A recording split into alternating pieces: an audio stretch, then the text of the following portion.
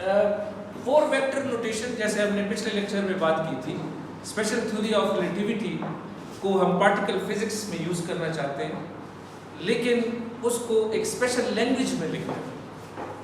उससे एक तो ये कॉम्पैक्ट नोटेशन में आ जाएगी लॉरेंट्ज ट्रांसफॉर्मेशंस, और साथ ही साथ उसका इस्तेमाल जो है फिर पार्टिकल फिजिक्स में वो आसान हो जाएगा। इसके लिए हम यूज कर रहे हैं फोर वेक्टर नोटेशन। देखिए, स्पेशल थ्योरी ऑफ रिलेटिविटी में जो टाइम है वो एज अ कोऑर्डिनेट इंटरवल, तो तीन स्पेस के कोऑर्डिनेट्स और एक टाइम का कोऑर्डिनेट्स, तो इस तरह ये फोर डायमेंशनल स्पेस बन जाता है। यानी आप टाइम को भी एग्जैक्टली स्पेस की तरह ही डील करते हैं, क्योंकि ये स्पेशल थ्योरी ऑफ रिलेटिविटी का पोस्टुलेट है कि आप स्पेस और टाइम को अलग-अलग ट्रीट नहीं कर सकते। ये दोनों एक साथ एक जैसे सेम फुटिंग पे आप इनको ट्रीट करेंगे। आप स्पेस को टाइम से अलग नहीं कर सकते। ये स्पेस टाइम है, स्पेस एंड टाइम नहीं, स्पेस टाइम है, इंटरवोवन है। तो हम जब टाइम को as a four direction use करते हैं, फोर डायमेंशन यूज करते हैं, तो फिर हमारे वेक्टर के जो कंपोनेंट्स बनते हैं वो तीन नहीं बनेंगे बल्कि वो चार बनेंगे, और फोर्थ कंपोनेंट जो होगा वो टाइम डायमेंशन का कंपोनेंट होगा। तो अब हम अपने सारे वेक्टर्स जो हैं वो फोर डायमेंशंस में लिखेंगे, इसलिए हम इनको फोर वेक्टर, ये जो नाम है फोर वेक्टर का, ये टाइम की फोर्थ डायमेंशन की वजह से। तो अब देखते हैं कि हम इसको किस तरह वेक्टर्स को फोर डायमेंशन कैसे बना सकते हैं। अभी तक तो आप ये देखते आ रहे थे ना कि वेक्टर्स जो है वो थ्री डायमेंशन, लेकिन वेक्टर्स अब हमारे पास थ्री डायमेंशन नहीं बल्कि फोर डायमेंशन हो जाएंगे, उनकी एक फोर्थ कंपोनेंट भी साथ आएगा। तो इस पार्ट में हम फोर वेक्टर नोटेशन को देखते हैं। सबसे पहले फोर वेक्टर के कंपोनेंट्स कैसे बनाएंगे, ठीक है, ये इंपॉर्टेंट है कि एक एक कंपोनेंट कैसे बनेगा। जो सबसे पहला कंपोनेंट है वो x नॉट हम कहेंगे। अब इसको इंडेक्स नोटेशन में भी कह रहे हैं, क्योंकि यहाँ पर आप देखें तो हमने सुपरस्क्रिप्ट या इंडेक्स लगाया है, और पहले हमने स्टार्ट किया जीरो से। ये कन्वेंशन है कि हम जीरो से स्टार्ट करते हैं। तो इस तरफ आप देखें x0 का मतलब ये है कि ये टाइम डायमेंशन। अब इस तरफ तो टाइम है, लेकिन डायमेंशन इसको करेक्ट भी करना है। अब ये नहीं हो सकता कि यहाँ पर स्पेस हो और यहाँ पर टाइम हो, ये इक्वल नहीं होगी, डायमेंशनली फिर इनकरेक्ट होगा, डायमेंशनली इसको करेक्ट करना है। लेकिन अगर हम मैं टाइम को c यानी स्पीड ऑफ लाइट से मल्टीप्लाई कर दूँ तो ये स्पेस बन जाएगा, क्योंकि ct जो है वो x के बराबर, तो ये ठीक हो जाएगा। लेकिन है इसके टाइम जो है वो इसके अंदर छुपा हुआ है एक तरह से, तो इसलिए हम इसको टाइम डायमेंशन कहते हैं।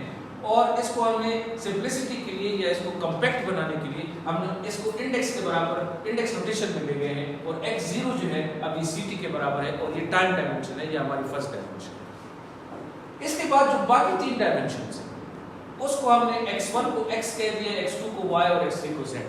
अब ये तीन स्पेस डायमेंशंस हैं, और इसमें कोई फर्क नहीं है आप जिसको x कहें, जिसको y, जिसको z कहें, लेकिन अब हम x y z के बजाय x1 x2 और x3 यूज करें।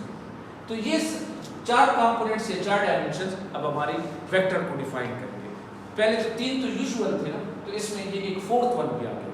ये तीन यूजुअल थे, अब इसमें ये फोर्थ वन भी शामिल हो गया। एक इंपॉर्टेंट पॉइंट इसमें ये है कि जब हम वेक्टर लिखेंगे, अगर आपको याद हो तो आप यूजुअल जो वेक्टर करते थे तो उसमें तीनों कंपोनेंट्स को ऐड करते थे, प्लस करते थे ना, प्लस का साइन होता था। अब हम इस तरह नहीं करेंगे। अब ये जो टाइम डायमेंशन है वो अपोजिट साइन के साथ एंटर होगा। अगर इनके साथ प्लस आएगा तो इसके साथ माइनस, और अगर इनके साथ माइनस आएगा तो फिर इसके साथ प्लस, अपोजिट होगा। दोनों कन्वेंशन यूज की जाती हैं। टाइम के साथ प्लस भी लिख सकते हैं, माइनस भी, और स्पेस के साथ प्लस माइनस, लेकिन अपोजिट यूज करेंगे। कभी भी सेम साइन के साथ आपके पास रिजल्ट सही नहीं आएंगे, तो आप अपोजिट साइन यूज करेंगे। तो अब अगर हम वेक्टर बनाएं इनसे, और सबसे पहला काम हमारा ये है कि हम जो लॉरेंट्ज ट्रांसफॉर्मेशन हमने यूज की थी उसको फोर वेक्टर नोटेशंस में हम कन्वर्ट करें। जो फोर वेक्टर नोटेशंस हम यहाँ पर यूज कर रहे हैं। तो लॉरेंट्ज ट्रांसफॉर्मेशन आप जानते हैं कि अगर हम यूजुअल लॉरेंट्ज ट्रांसफॉर्मेशन के पीछे जाएं और देखें तो वो लॉरेंट्ज ट्रांसफॉर्मेशन को अब हम लाते हैं और इनको in terms of four vectors लिखते हैं।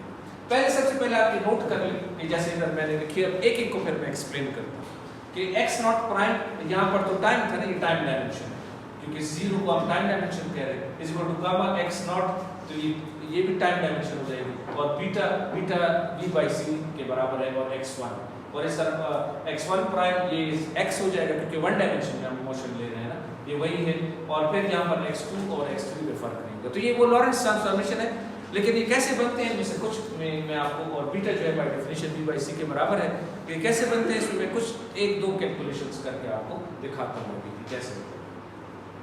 तो सबसे पहले हमारे पास जो 3 वेक्टर नोटेशन में था वो ये था कि x prime gamma x minus vt के बराबर था, ठीक है।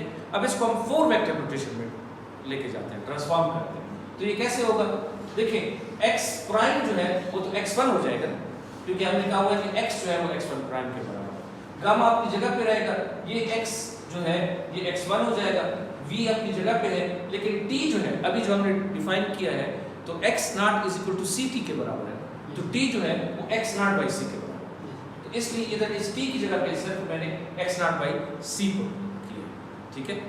तो फिर अगर आप देखें ये गामा अपनी जगह पे है, ये x1 अपनी जगह पे है, लेकिन मैं v बाई c को बीटा कहता हूं, तो बीटा, और ये x नॉट अपनी जगह। तो अगर आप पीछे जाएं और x1 की ये वाली नोटेशन देखें, ये वाली, तो ये आपके पास वही लिखा हुआ है। तो इस तरीके से आप सिंपल ये करेंगे, जो 3 डायमेंशनल नोटेशन है उसमें आप x की जगह x1 पुट करते हैं और t की जगह वो रिलेशन यानी x naught is equal to ct है, तो उससे आप टाइम निकाल के यहाँ पर पुट करते हैं तो आपके पास ये काम होगा। अब अगर y प्राइम y के बराबर होगा तो इसको हम x2 कह देते हैं, y को हम x2 कह देते हैं, x2 prime is equal to x2, और z प्राइम z के बराबर होगा तो इसको हम x3 कह देते हैं। अब रह गई टाइम की डायमेंशन, तो टाइम की डायमेंशन आपको पता है कि हमारे पास जो लॉरेंट्ज ट्रांसफॉर्मेशन, तो t प्राइम ये 3 वेक्टर नोटेशन, इसको अगर हम 4 वेक्टर नोटेशन में ट्रांसफॉर्म करें तो t की जगह हम x naught by c put करेंगे, क्योंकि x naught is equal to ct है, और v स्क्वायर की जगह पर यहाँ पर v बाई c स्क्वायर होगा, और फिर x1, तो फिर यहाँ पर इसको हम इस तरह x is equal to gamma x naught beta by c। इसको अगर आप सिंप्लीफाई करें, c को कॉमन लें और इस तरह कैंसिल करके तो आपके पास, और बीटा की डेफिनेशन पुट करें तो ये आपके पास आ जाएगा। तो इस तरीके से स्पेस और टाइम डायमेंशन को आप 3 वेक्टर नोटेशन से आसानी से कॉम्पैक्ट फॉर्म में 4 वेक्टर नोटेशन में इस तरह ट्रांसफॉर्म कर सकते हैं। फिर, और ये गामा की डेफिनेशन है, अब लॉरेंट्ज ट्रांसफॉर्मेशन को हम मैट्रिक्स एक फॉर्म में लेके जाते हैं, ऐसे हम कहते हैं लॉरेंट्ज मैट्रिक्स, ठीक है। अब इसको मैट्रिक्स फॉर्म में लें, क्योंकि अब 4 है ना, 4 इक्वेशंस हैं, ये अगर आप पीछे जाएं तो आपके पास 4 इक्वेशंस हैं, 1 2 3 और 4 इक्वेशंस हैं। तो हम चाहते हैं कि 4 इक्वेशंस जो हैं ये एक इक्वेशन में आ जाए, एक इक्वेशन में सारी कॉम्पैक्ट फॉर्म में आ जाए। पहले हमने ये जो हमने इंडेक्स नोटेशन लगाई है ना, x1 और x2 और x3 x0, ये इसीलिए लगाई है कि इसको हम इन 4 इक्वेशंस को बजाय एक इक्वेशन को सेपरेटली डील करें और 4 इक्वेशंस डील करें, हम इन 4 इक्वेशंस को सिंगल इक्वेशन में लेके आना चाहते हैं, 1 इक्वेशन में लेके आना चाहते हैं। और इसके लिए हम क्या करते हैं, इसको हम मैट्रिक्स फॉर्म में लिखेंगे। अगर वो जो 4 इक्वेशंस हैं, अब ये वही 4 इक्वेशंस हैं, 4 इक्वेशंस हैं, लेकिन ये कॉम्पैक्ट फॉर्म में एक इक्वेशन में ट्रांसफॉर्म हो गई है। और अगर आप इसको अभी हम ओपन करेंगे और जो इंडेक्स म्यू है ये अब 0 1 2 3 इसकी वैल्यूज होंगी। जब हम 0 पुट करेंगे तो टाइम डायमेंशन आ जाएगी, 1 पुट करेंगे तो x डायमेंशन आ जाएगी, 2 पुट करेंगे y और z पुट करेंगे तो 3 पुट करेंगे तो z डायमेंशन आ जाएगा। और ये इनके ऊपर सम भी होगा, और इसको हम एक फर्दर सिंप्लीफिकेशन भी करेंगे कि इस सम को भी हम हटा सकते हैं with the help of Einstein summation convention, क्योंकि आइंस्टाइन समेशन कन्वेंशन ये कहती है कि कोई भी इंडेक्स अगर आपके पास रिपीट हो रहा हो तो उस इंडेक्स को आप फिर आप उसके ऊपर सम को इम्प्लिसिट कर सकते हैं, यानी इसको इग्नोर, इसको ना लिखें तो खैर, यानी न्यू इंडेक्स न्यू के ऊपर सम है ना, तो अगर आप इस न्यू को फिर ना लिखें तो खैर है। तो एक और सिंप्लीफिकेशन भी हम फर्दर लेके आएंगे, लेकिन सबसे पहले ये देखते हैं कि क्या ये जो एक इक्वेशन है ये उन 4 इक्वेशंस को प्रोड्यूस करती है, रिप्रोड्यूस करती है। अगर इसके अंदर मैं म्यू की वैल्यू 0 पुट करूं तो इससे टाइम वाली इक्वेशन आती है, या 1 पुट करूं तो इससे x वाली इक्वेशन आती है, और 2 और 3 इस तरह आती है।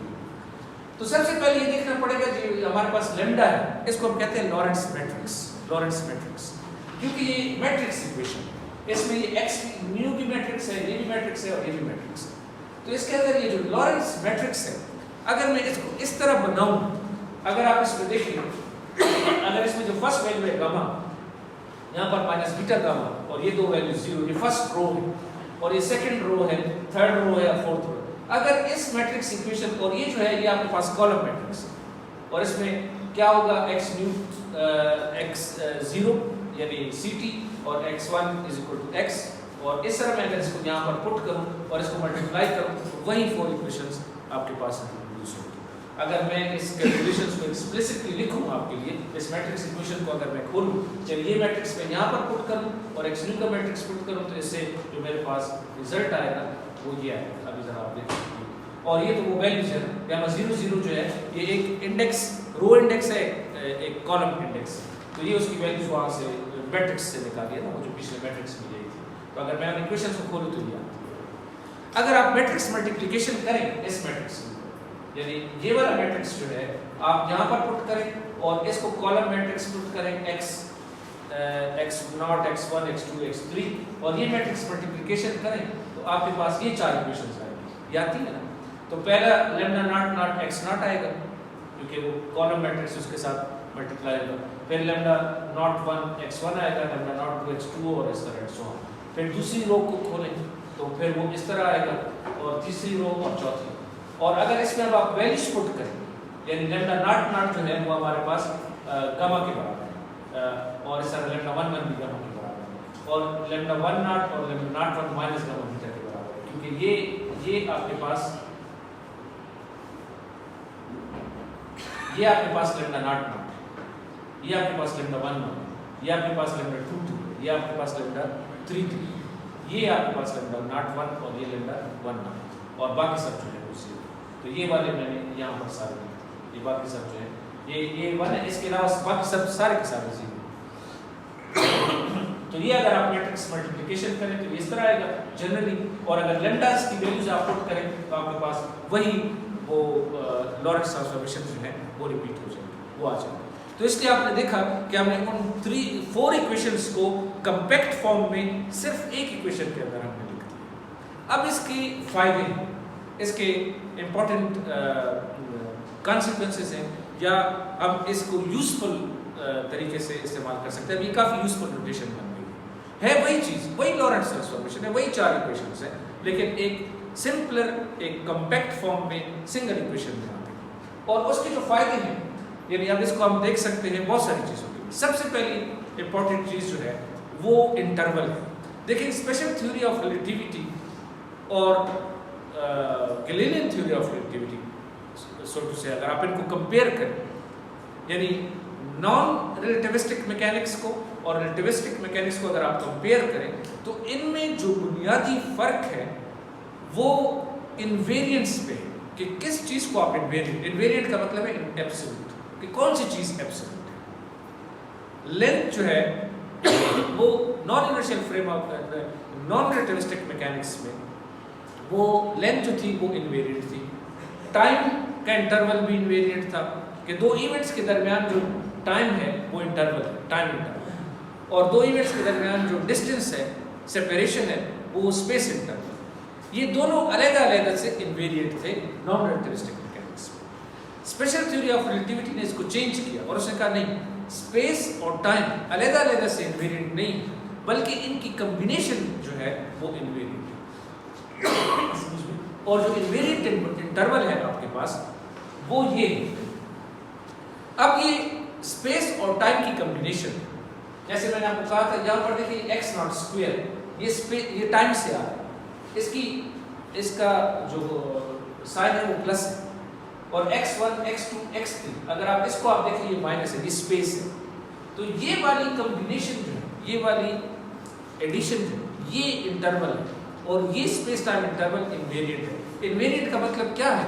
जिस पे 2 ऑब्जर्वर्स एग्री करेंगे, वो दोनों कहेंगे हाँ ये सेम है, ये मेरे लिए भी यही मेजरमेंट है, आपके लिए भी यही मेजरमेंट। ना टाइम अलग से इनवेरिएंट है, ना स्पेस अलग से इनवेरिएंट है। इनका इंटरवल, इनका सम, ये वाला ये इनवेरिएंट। अब देखें हमारे पास 2 इनवेरिएंट, 2 ऑब्जर्वर्स हैं, एक s और एक s प्राइम।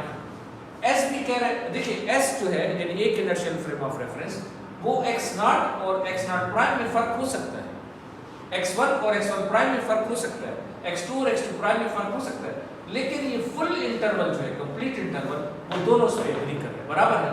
इसलिए इसको हम कहते हैं इनवेरिएंट इंटरवल। और ये इंटरवल हम इस तरह किसी खास वेक्टर के लिए इस तरह कंस्ट्रक्ट करते हैं। इसमें हम ये सम ले रहे हैं, लेकिन अगर रिपीटेड इंडेक्स हो तो आइंस्टाइन समेशन कन्वेंशन के थ्रू आप इस सब को इग्नोर कर सकते हैं। अच्छा, ये जो है ये मीट्रिक है, ये इसको हम कहते हैं मिन्कोस्की मीट्रिक, फ्लैट स्पेस टाइम है। इसमें आप देखें तो टाइम के लिए प्लस साइन है और ये स्पेस के लिए, बाकी जो मिक्स्ड इंडिसेस हैं वो जीरो है, यानी स्पेस और टाइम की जो मिक्सचर है आपस में वो जीरो है। आप इसमें देखें x1 स्क्वायर है, x0 square, x2 square, x3 square, x0 x1 नहीं, वो मिक्स टर्म जीरो है।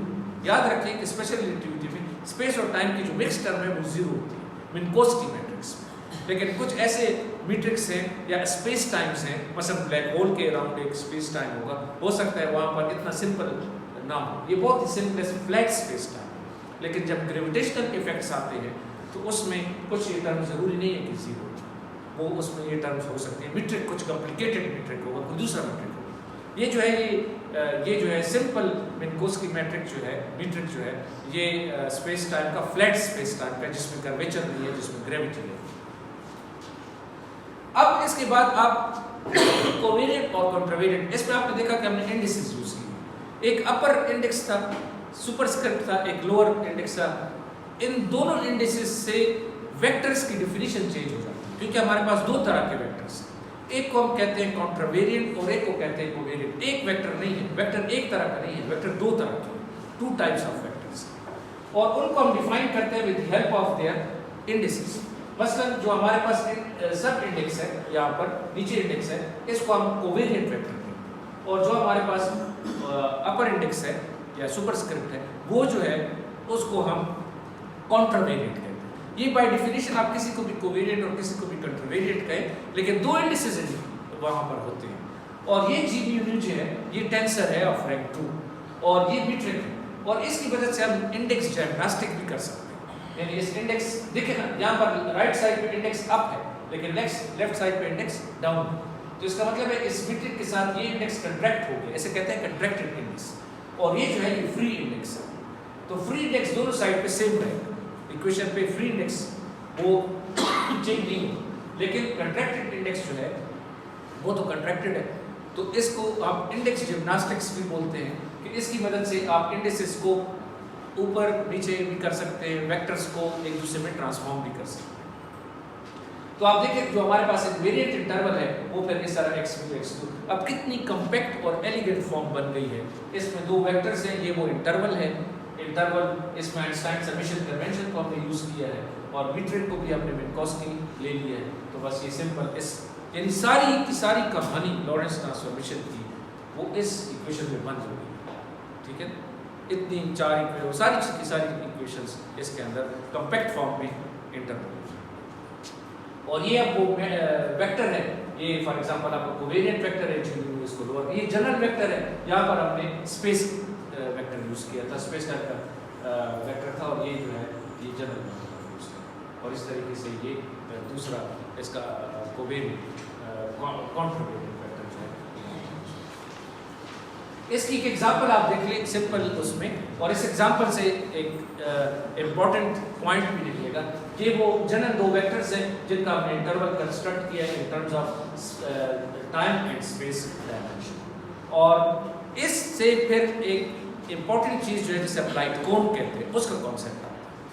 और फिजिकली ये बड़ा इंटरेस्टिंग है कि हम फिजिकली एक्सेसिबल एरियाज किधर हैं, हम कहाँ रह रहे हैं और कहाँ से कहाँ तक हम एक्सेस कर सकते हैं, किसको हम एक्सेस नहीं कर सकते। मसलन अगर ये ए स्क्वायर जो है, ये ए स्क्वायर है ना, ए यू यू या ए यू यू, ये ए स्क्वायर, अगर ये पॉजिटिव है तो इसको हम कहते हैं टाइम लाइन। पहले टर्मिनोलॉजी देख लें कि इस टर्मिनोलॉजी का मतलब क्या है। इसको हम कहते हैं टाइम लाइन, और अगर ये नेगेटिव हो तो इसको हम कहते हैं स्पेस लाइन, और अगर ये जीरो हो तो इसको हम कहते हैं लाइट लाइन।